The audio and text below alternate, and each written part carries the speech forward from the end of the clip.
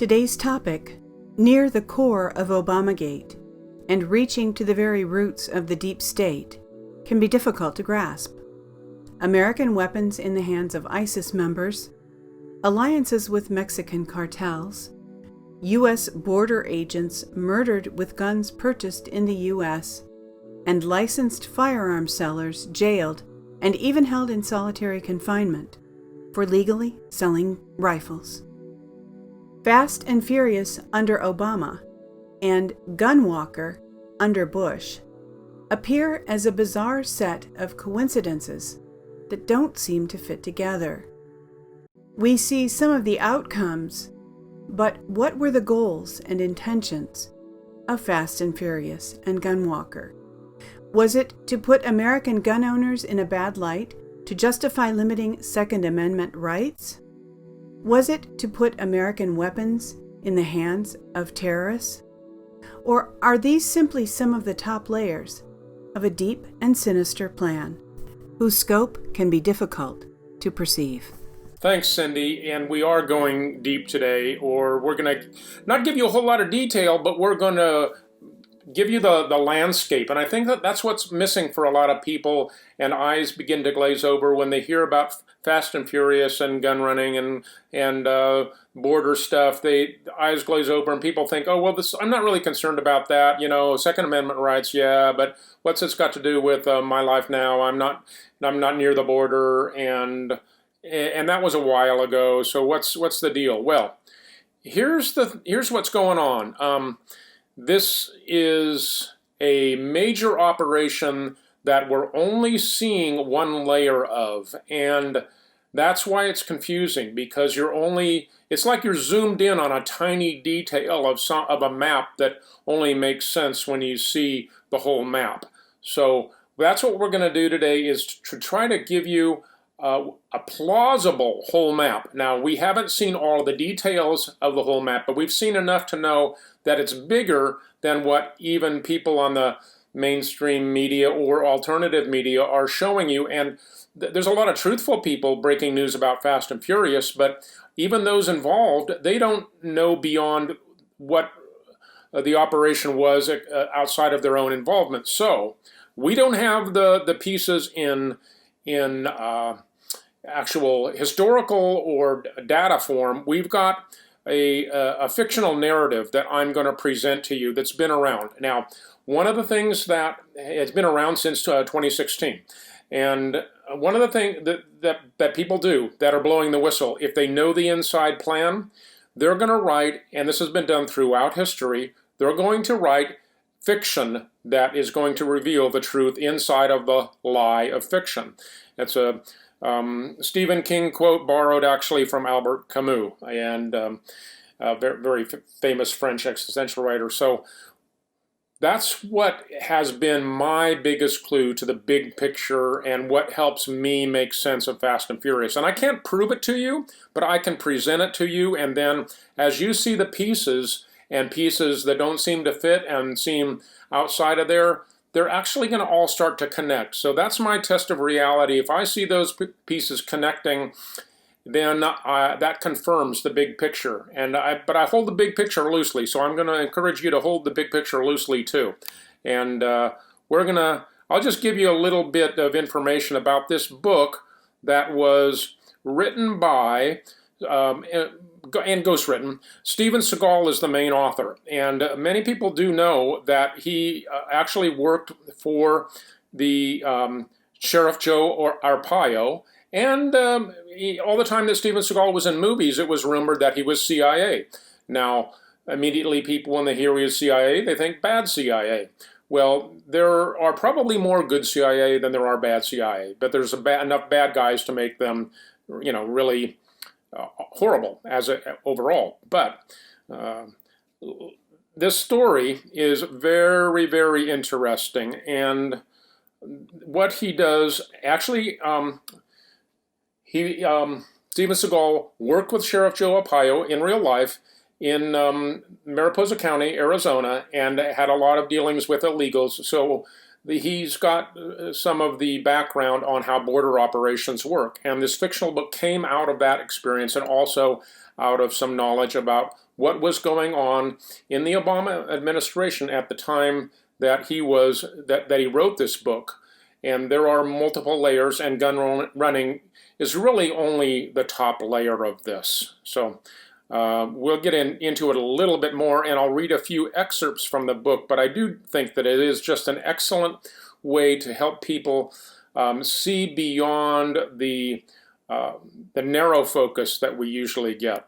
Just quickly, one of the aspects of this, Mexico's recent request for information on the Fast and Furious component, which came a little bit later in the process, and it's interesting from the perspective that they may not have been informed diplomatically of the operation, and that was the point of the letter sent by President Obrador with sort of a binary question. Was Mexico, the administration at that time, informed of this operation? And then the second, the antecedent is, if they were not informed at all, what's the explanation for that? So it's a pretty big clue that, and it's kind of the perspective that I, as not as much of a specialist on the topic as Don and Cindy are, I'm very interested in corroborating perspectives on this that come in from the outside, especially from the country that was directly impacted by this operation. Here's an interesting quote from Obama. This is the 7 of 15 in the CBS timeline. March 27, 2011, President Obama tells Univision, a Spanish language network, that neither he nor Attorney General Eric Holder knew of or approved Fast and Furious. Quote from Obama, quote, "There may be a situation here which a serious mistake was made. And if that's the case, then we'll find out and we'll hold somebody accountable." End quote. Yeah. Now I didn't said that. So apparently, the Mexican president's question was, the point of it was, if we didn't know about it, that's not good. But if we did know about it, whoever knew about it would have been committing a crime. So that's something to keep an eye on, is how the Mexican government's reacting, and that hasn't been resolved. But he said something in here. Yeah, I think it'll start to come out. The diplomatic note said the Mexican government asked to be given all available information on Fast and Furious. Let's see. During the news conference, he said there are two things. First, what former President Calderon said, that he wasn't aware of the operation. Okay, because the U.S. says he was.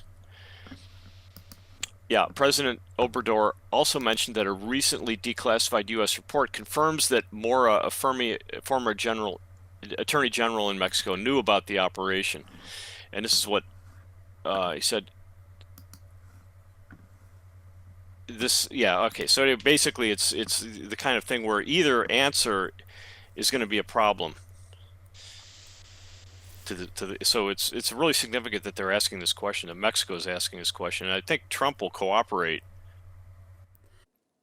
Yeah, here's one thing that we need to keep in mind when looking at anything of this nature, and that is that there are corrupt government agents or government workers in any country, and these guys have ways of finding each other and working with each other. So it's not like Mexico bad, USA good, or Mexico good, USA bad, or anything like that. The corrupt people find each other. There are, in psychology, sociopaths actually know how to recognize each other.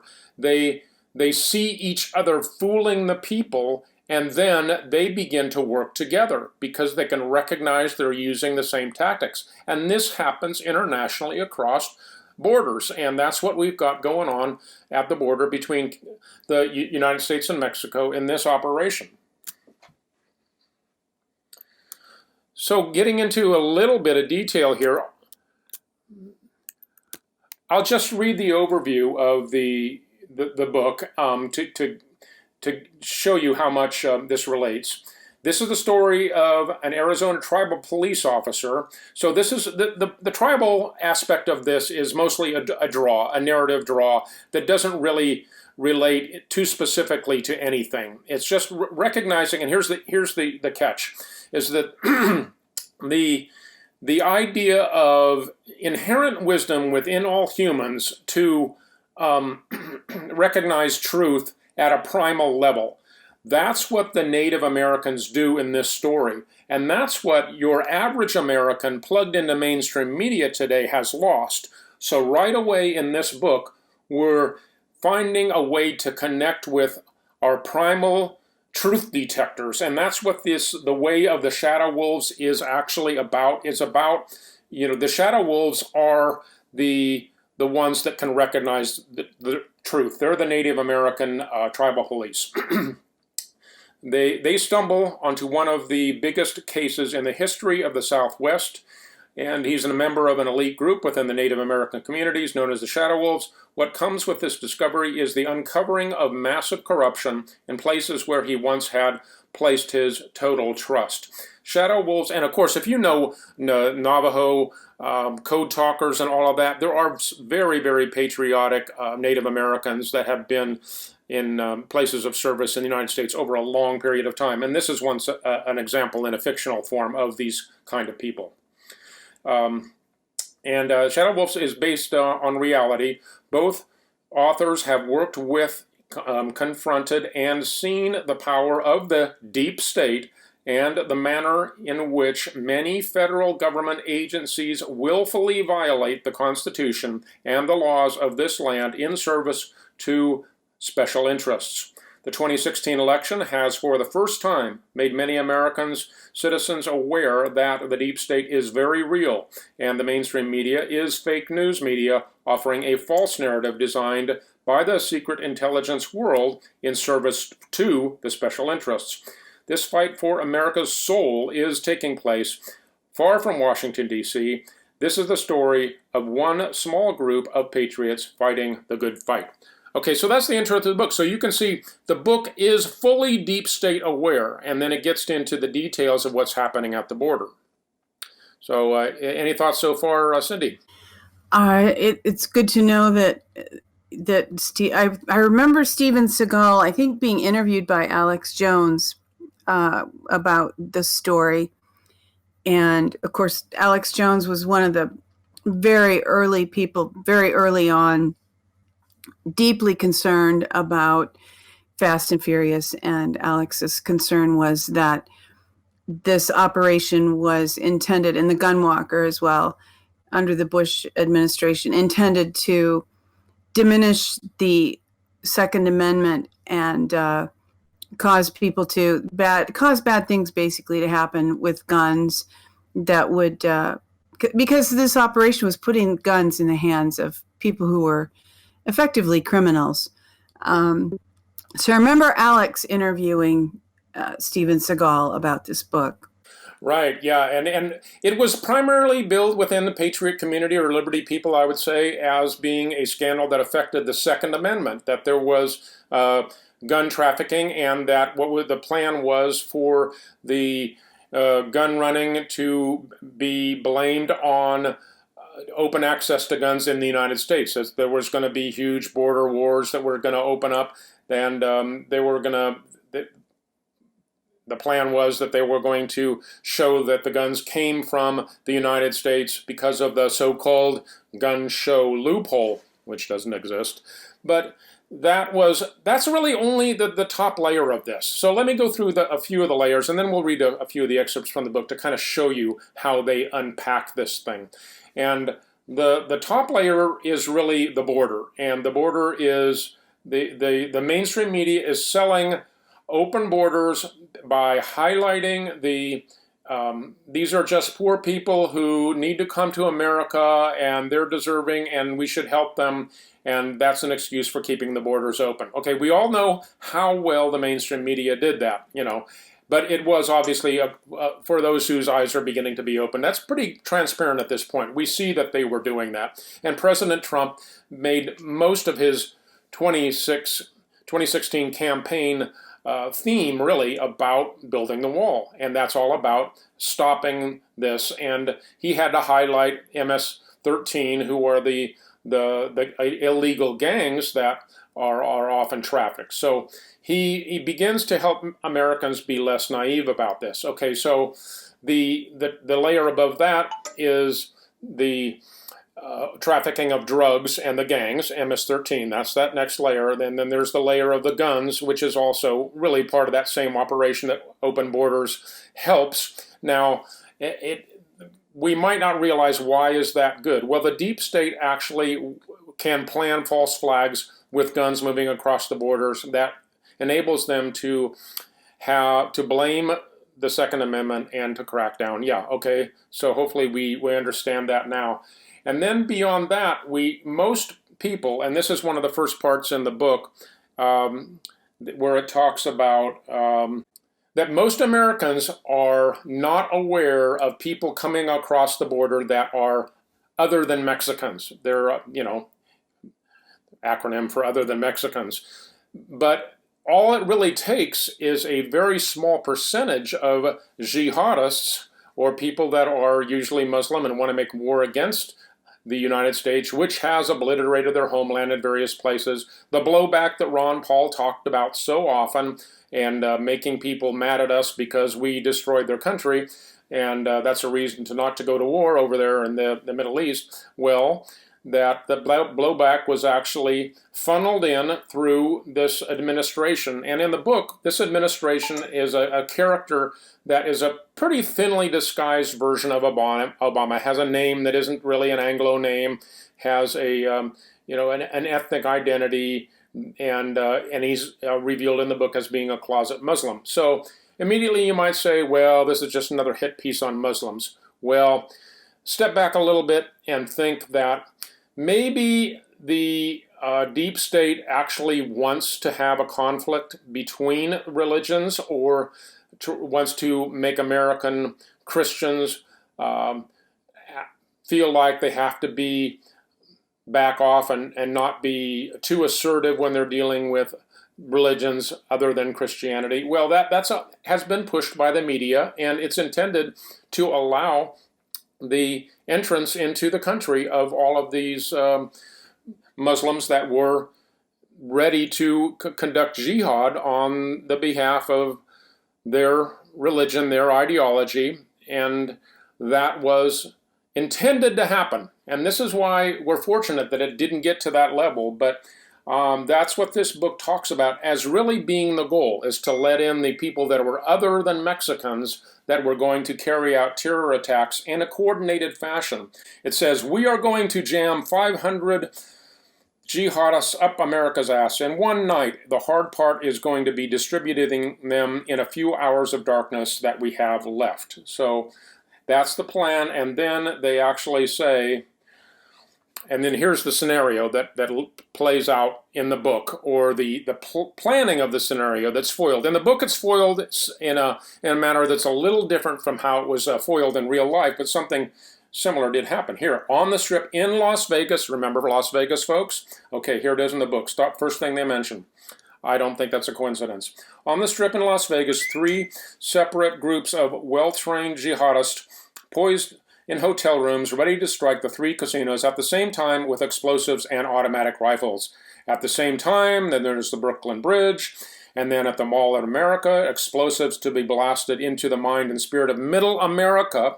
In Chicago, explosives throughout the lobby. On a boat in Brooklyn, explosives. In the New York Stock Exchange, a dozen suicide vests hidden with the janitorial staff.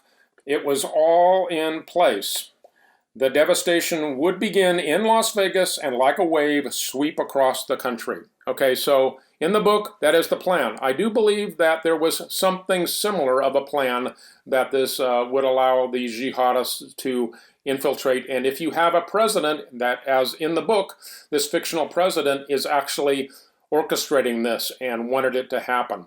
So, your thoughts, either of you, about this?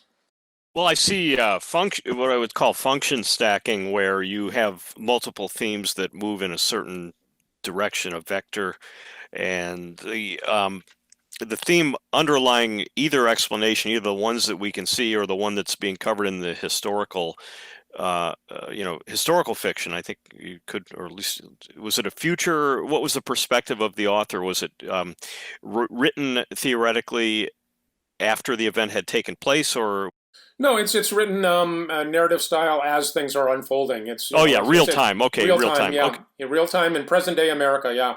What it looks like they're also doing, the reason I brought this up is they're also eroding the supply chain. And it's very similar to what they did with ISIS, where they, and I think that's pretty much commonly accepted, is that the U.S. funded ISIS and for the most part led to, reinforcing it on social media and so on through various methods, and then destroying their supply chain. So I see a aggressive anti legal gun ownership vector. We can still see that on the liberal side, where they want to take the guns away from people. But what they're basically doing here is they're using the legal, ethical, American Second Amendment supply chains, and they're compromising them and then blaming them for the crisis they created. The reason I'm raising this or bringing this up is that the stated goal was to apprehend the drug kingpins, but that's nonsensical. It just doesn't. First of all, it didn't happen. They didn't get. I don't think they got one of them based on these firearms, but they definitely meted out abuse to multiple individuals who will be interacting with in the next show or two, and with sort of a callous disregard for the human rights and everything you can possibly think of, to kind of wipe out the Second Amendment infrastructure in at least in the southern U.S. You actually illustrate a really good point there by going to supply chains as a way to look at this, because that's a great illustration of how when the thread starts to unravel, the whole thing falls apart, or it all comes together. Different analogies of talking about how once you begin to see through something at one level, you see it in other levels. And yeah, it has to do with where the guns came from, but that is just an entryway. But we can see the entryway now because we're used to thinking about supply chains with regard to Wuhan and the coronavirus and all the lockdown and all of that. So now we're sensitive to that when we see it in other areas. And yeah, blaming a supply chain is a strategy that can be used by either the good guys or the bad guys for a political benefit, at least from the left's perspective, because then they can, from a public relations standpoint, that can function stack to the detriment of the Second Amendment impulse, and provide a social context for pushback from people that are sort of, not really clued into how we got here. The theme itself, and all they see is the effect and the violence, and then a lot of hand wringing comes through a lot of the churches that are involved in the liberal establishment, at least, that react without really ever being aware of the detail. And Cindy, what are your thoughts?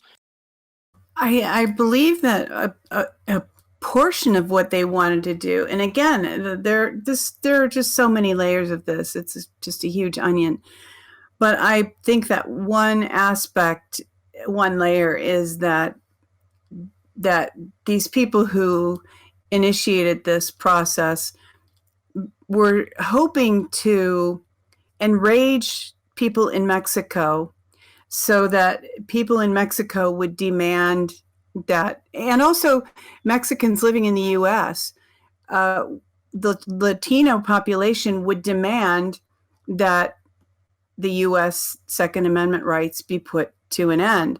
And that, you could see how that might happen, because there actually were hundreds of Mexicans who were killed with these weapons in the hands of cartels and other criminals.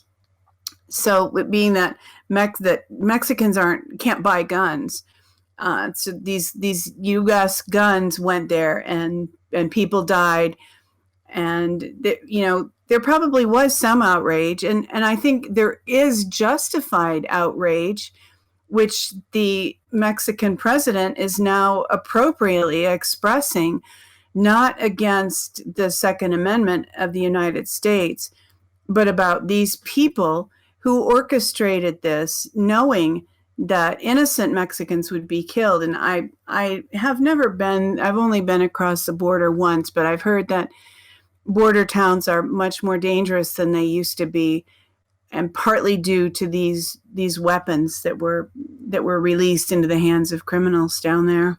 I love how we have these movie images now that I'm thinking about the Coen Brothers movie. What one was that with the border town one? No Country for Old Men. So we can immediately have a visual of and a feeling or associated with this border area if we live in other parts of the United States, which of course most of us do.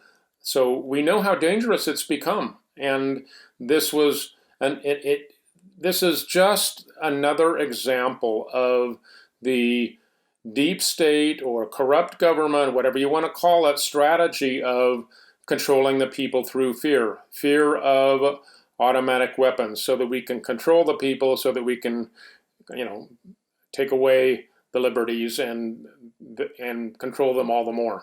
Now, the U.S.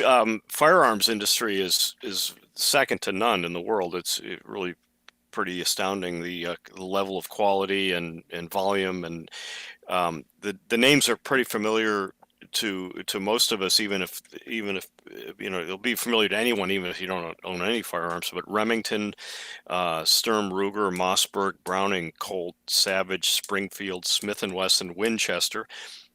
And these are iconic names. They're really entered the public consciousness. And there's a lot of deep-seated guilt that goes with the American psyche, that has to do with Native Americans, Indians being killed. That sometimes it was survivable, but sometimes it wasn't. And Cindy, tell us about the Winchester Mystery House. Oh, poor Mrs. Winchester. She went crazy.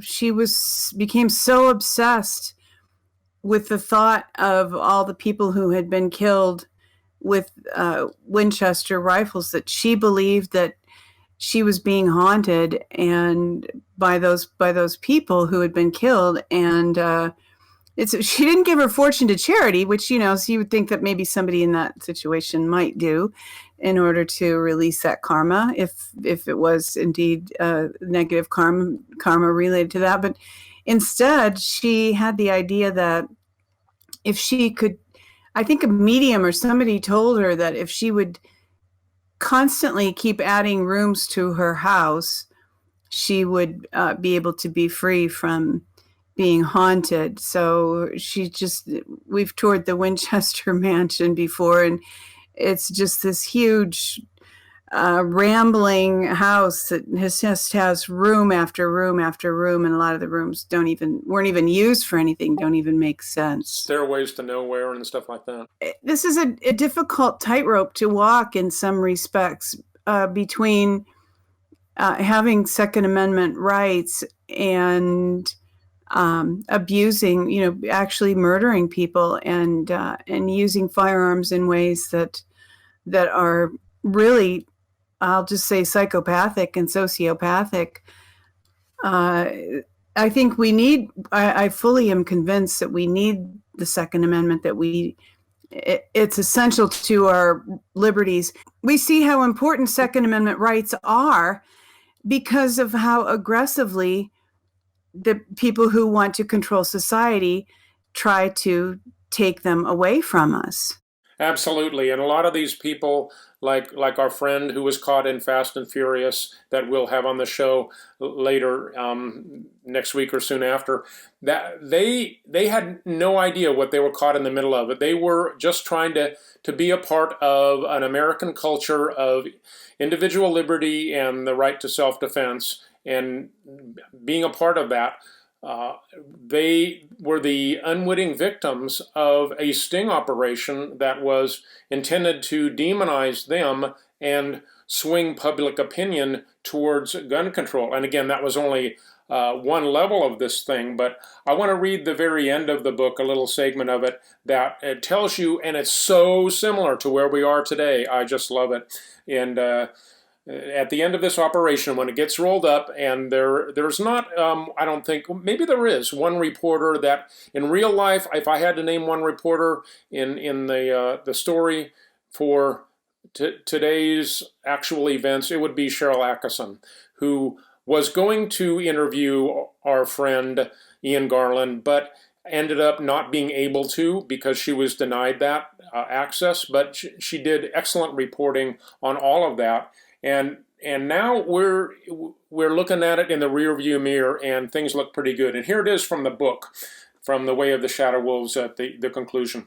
The former POTUS was in full disaster mode, leading an effort to discredit and drive his successor from office.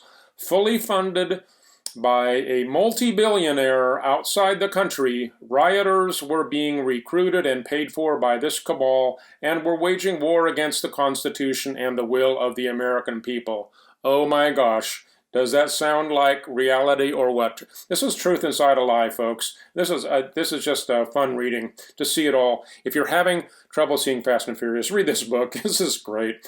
Finally, there was a feeling of tremendous change that began sweeping across the land as a new president was sworn into office and was immediately set upon by the deep state and those left behind from the previous administration, but he was stronger and smarter and far more adept than any of them had ever imagined. Woohoo, I love it. One of the larger themes might also be the long-running war against the NRA and the gun manufacturing companies. And another function stacked on top of this would be, Don alluded to it, and your passage was spot on. And if they can find a way, I think they were really reaching for a function stack that would simultaneously demonize the NRA and the gun manufacturers without regard for capturing any drug lords. So I'm really trying to get at the theme, because that obviously was not the purpose and not the result of all this. I mean, it's an incredible story. Just printing out the Wikipedia article alone is it's 12 pages of 8-point type that I'm looking at here. So it achieved, I'd say its results could be put on a Post-it note instead of an 8-page, it's a horrific story. And Don and Cindy, I'm trying to, at least in the first show, because we'll definitely be getting into this. We're going to do more than one show on this topic. We have some great guests lined up, and we hope people stick around for the details. But we also want to come at the big theme, the big theme being unknown. So we have to use an inductive method, basically, where we take the theme and then test it, reality test the basic theme.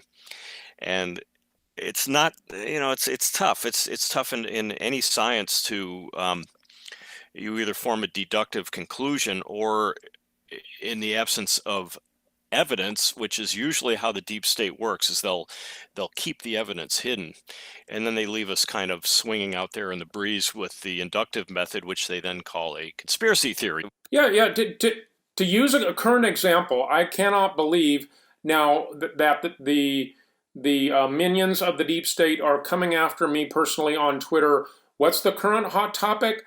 They want to push that mail-in ballots are safe. And I've actually had people try to argue with me and try to convince them that there is no proof, trying to convince me that there's no proof that mail-in ballots are a source of vote fraud. Give me a break.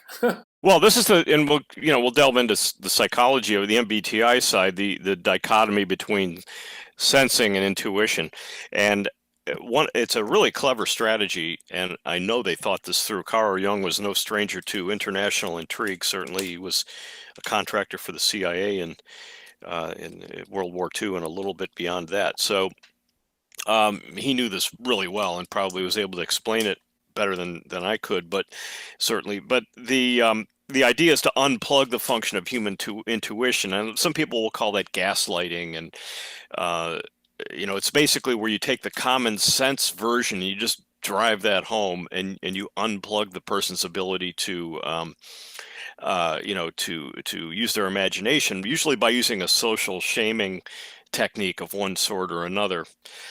Oh, you're crazy, or whatever. And nobody believes that, what it's and so this is going to be a really big problem moving forward as we unroll this. But we'll see if we can trust Barr or not. I guess we're still kicking that around a little bit. But the tide does appear to be changing. So we've got a new director of national intelligence who shows promise in prior incidences in front of Congress, and certainly Richard Grinnell did a fine job of releasing the sense data, the actual physical evidence, and then we were vindicated. Until that time, though, we will have to keep plugging away. We have pretty good imaginations here, and we'll try to come at that. Since you mentioned the DNI thing, I've got to jump on top of that and say I'm excited about the Ray thing. And we heard that Ray is a sleeper. We didn't know he was a sleeper for the good guys or the bad guys. And the current news right now is that he was in fact a sleeper for the bad guys, but he's getting exposed. So that's the current hot news that came out last night, and I'm excited about it. So things are unfolding, and we're getting the facts behind some of the things that hadn't been revealed yet, and yeah, we're going to be piecing together the thing as we go along. I'm talking about the takedown of the deep state. And in conclusion, if I hope people are still listening, this story is really the most important story out there. I think it transcends the Spygate story. That was the cover up for this.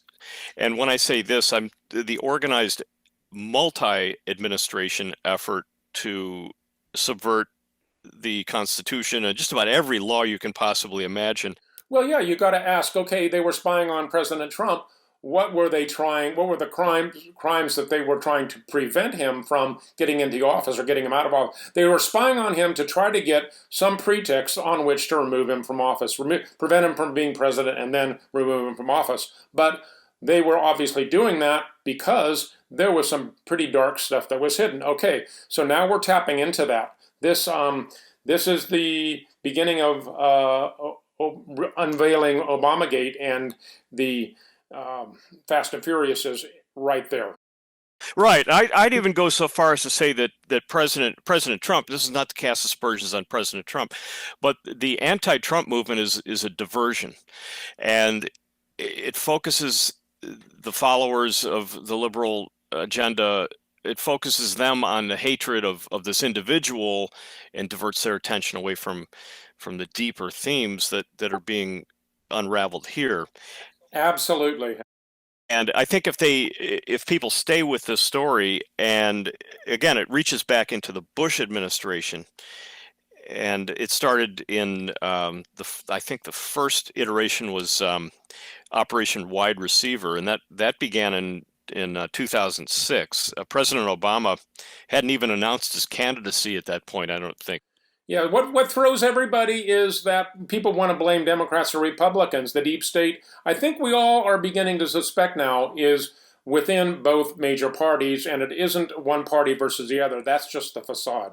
Yeah, and in final conclusion on this, on my portion, is we do have people coming on that'll be able to testify to the way they were treated in custody and the lies they were subjected to. That's a theme that runs through every story. Mueller investigation, they were using the same techniques, a travesty of justice. But what concerns me the most is how many did they kill? How many people will we never hear from? and it may actually be multiples higher than the few survivors that we have that can give testimony. And what would have happened to them had Hillary won? And how hard do we have to fight to make sure these people never regain power again? And we have, yeah, I mean, on a personal level, this is why I entered this channel and this project as an objective psychologist, and I'm coming out of it the opposite. Is just that this is, I can't believe some of the things I'm seeing, and I can't make sense of this story yet. We're trying.